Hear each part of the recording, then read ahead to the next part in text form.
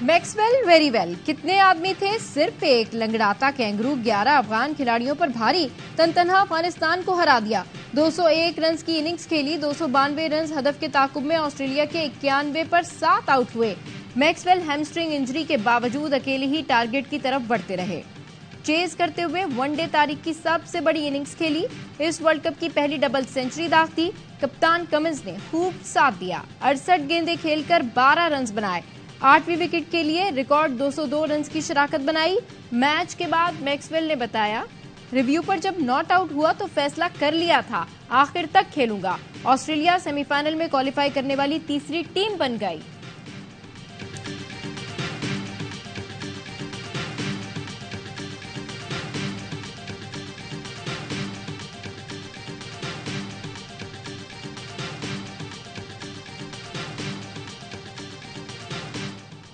Maxwell ने पाकिस्तान की उम्मीद बरकरार रखी।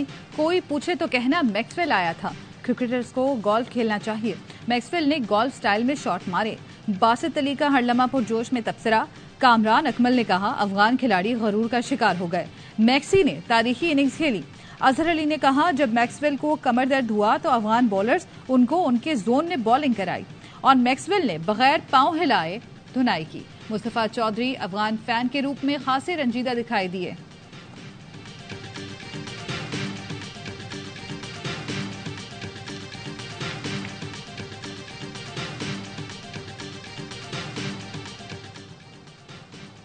पीपी को टफ टाइम देने की तैयारी। नून लीग ने एमकेएम को साथ मिला लिया। इंतखाबात की तारीख आने के बाद पहला इंतखाबी इत्तेहाद बन गया। खालिद मकबूल सिद्दीकी वफ्द लेकर नवाज शरीफ से मिलने लाहौर पहुंचे। मुलाकात में दोनों ने मिलकर इलेक्शन लड़ने का ऐलान किया। ख्वाजा साद रफीक ने कहा, मुल्क के वसी तर मुफाद में दीगर सियासी जमातों से भी बात होगी। नून लीग और पीपल्स पार्टी की लंबी तारीख है, समाजी और सियासी ताल्लुकात खराब नहीं करेंगे। अयाज सादिक ने कहा, नवाज शरीफ को अगला वजीर आजम देख रहे हैं, अभी किसी के सामने कोई शराइत नहीं रख रहे। मुस्तफा कमाल बोले, किसी लेन देन की नहीं, पाकिस्तान की बात हुई। मुल्की मसाइल के हल के लिए हम नून लीग की मदद करेंगे। फारूक सत्तार ने कहा, पूरे मुल्क के मसाइल का हल किसी एक जमात के पास नहीं, सबको मिलकर काम करना होगा। एलामिया के मुताबिक दोनों जमातों ने 6 रुकनी कमेटी कायम करने का फैसला किया।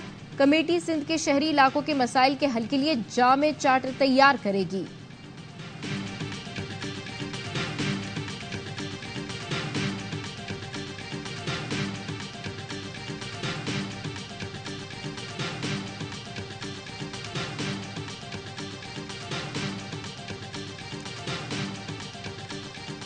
पूरे मुल्क की तरक्की चाहता हूँ, चाहे सिंध हो या बलूचिस्तान, केपी, पंजाब, गिलगित बल्तिस्तान या आजाद कश्मीर, सबको एक नजर से देखता हूँ। मुस्लिम लीग नून के कायद नवाज शरीफ कहते हैं, पता लगना चाहिए जो हुकूमत लाई गई थी उसने पाकिस्तान के लिए क्या किया।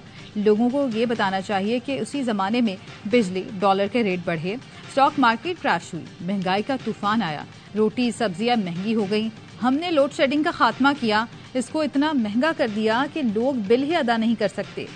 मुल्क की तरक्की के लिए ट्रिपल स्पीड से दौड़ना होगा।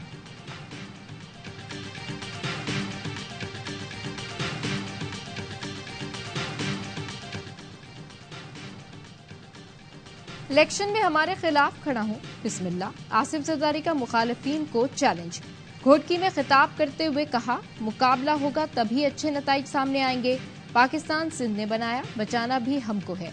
अवाम हमारे साथ खड़े हों, बाकी इनके सामने मैं खड़ा हूं। हमने हमेशा अवाम की नौकरी की है। बोले, साबिक हुक्मरान को इसलिए नहीं हटाया था कि हमें पार चाहिए, हमें अवाम के हुकूक चाहिए। इस सदी में मार्शल लॉ लगाना आसान नहीं। चाहते हैं अफगान भाई अपने वतन वापस जाएं, लेकिन वहां क्या बचा है जो ये लोग जाएं। घोटकी से जीडीए के रहनुमा सरदार अली गौहर महर पीपी में शामिल हो गए। सईद गनी कहते हैं, एमकेएम को सहारा ना मिले तो एक नशिस्त भी नहीं जीत सकती। इशारा ना मिला तो ये आम इंतखाबात से भी बायकॉट कर देगी। नून लीग एमकेएम इत्तेहाद का पीपल्स पार्टी को फायदा होगा।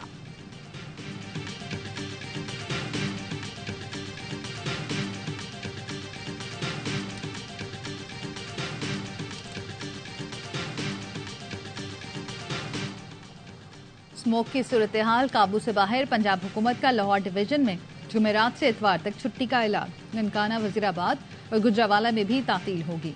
तालीमी इदारे, दफातर, रेस्टोरेंट्स और बाजार बंद रहेंगे। जुमे से इतवार पार्क्स भी नहीं खुलेंगे।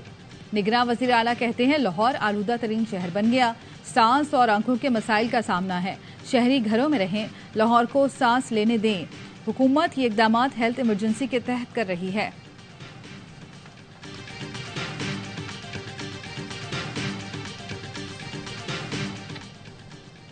कराची एयरपोर्ट पर निजी लाउंज के खाने से कीड़े निकले, मुसाफिर को दिए गए खाने में कीड़ा रेंगता नजर आया। एयरपोर्ट हेल्थ ऑफिसर ने लाउंज सील कर दिया।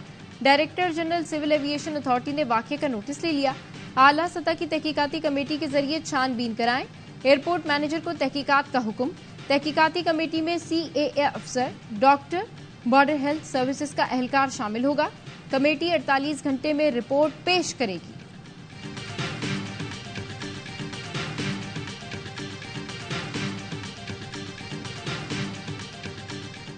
शहीद लेफ्टिनेंट कर्नल मोहम्मद हसन हैदर की नमाज जनाजा अदा कर दी गई।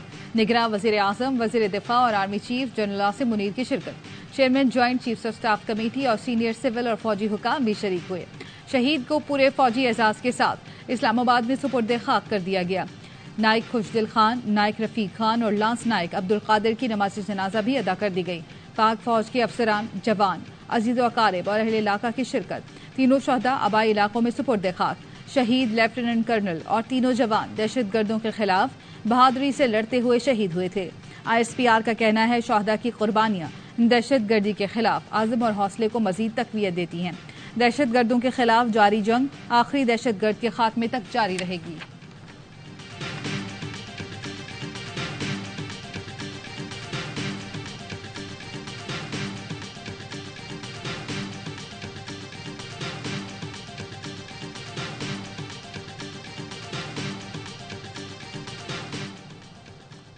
इसराइली बमबारी, गजा का सहाफी खानदान के 42 अफराद समेत शहीद। सेहूनी फौज की बमबारी से गजा की आधी इमारतें तबाह, 70% आबादी बेघर हो गई। इसराइली फौज ने अल-रांसी अस्पताल को खाली करने की धमकी दी। गजा के 35 में से 16 अस्पताल पहले ही बंद हैं। सेहूनी फोर्सेज अल-मगाजी, अल-शाती पनागुजीन कैंप्स पर बम बरसाए। रफा और खान यूनुस में बमबारी से 30 फलस्तीनी शहीद हो गए। एक माह में शहादतों की तादाद 10,000 से जायद हो गई। इसराइल ने गजा पर 30,000 टन बारूद बरसाया। हर घंटे 6 बच्चे और 5 खवातीन शहीद हो रही हैं।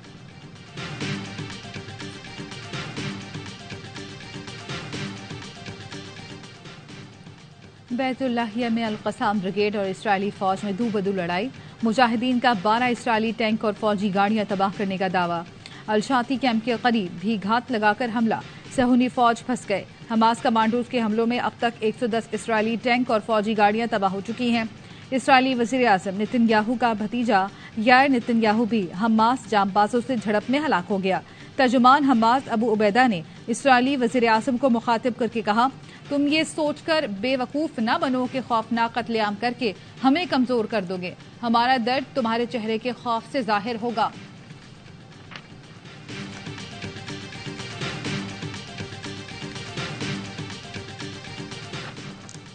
पाकिस्तानियों की तरफ से गजा वालों की मदद। 90 टन इमदादी सामान की दूसरी खेप रफा क्रॉसिंग के करीब हिलाल अहमद मिस्र के हवाले। मिस्र में पाकिस्तानी सिफारती अमला और जमात इस्लामी के सेनेटर मुश्ताक अहमद भी इस मौके पर मौजूद थे। सेनेटर मुश्ताक का मिस्री एयरबेस से वीडियो बयान। कहा, गजा जाना चाहते हैं, मिस्री हुक्काम ने रोका हुआ है। कई दिनों से कोशिश कर रहे हैं लेकिन इजाजत नहीं मिल रही। ख्वाहिश है कि गजा जाकर फलस्तीनियों से इजहार यकजहती कर सकें। पूरा आलम इस्लाम गुलाम बना हुआ है, सिर्फ गजा आजाद है।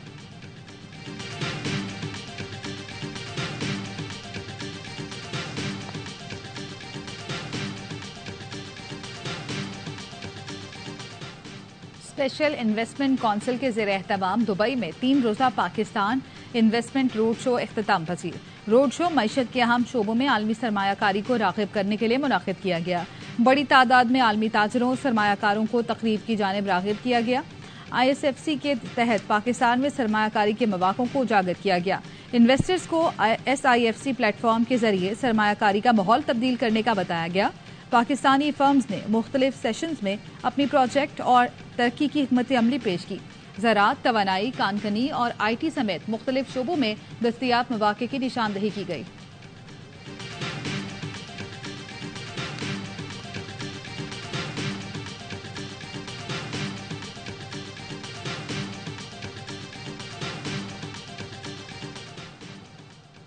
और बेहतरीन निशानाबाजी एक फौजी का तुर्रा इम्तियाज है। फौजी तरबियत में निशानाबाजी बुनियादी हैसियत रखती है। Army chief general Syed Asim Munir का पाकिस्तान आर्मी राइफल एसोसिएशन की 43वीं मुकाबलों की इख्तितामी तकरीब से खिताब। आर्मी चीफ जेलम बे तकरीब के मेहमान खुसूसी थे। सरबरा पाक फिजाइया air chief marshal Zaheer Ahmed Babar Sidhu guest of honour थे। मुकाबलों में मुसल्लह अफवाज, सिविल आर्म्ड फोर्सेस समेत 2000 से ज्यादा निशानाबाजों ने हिस्सा लिया।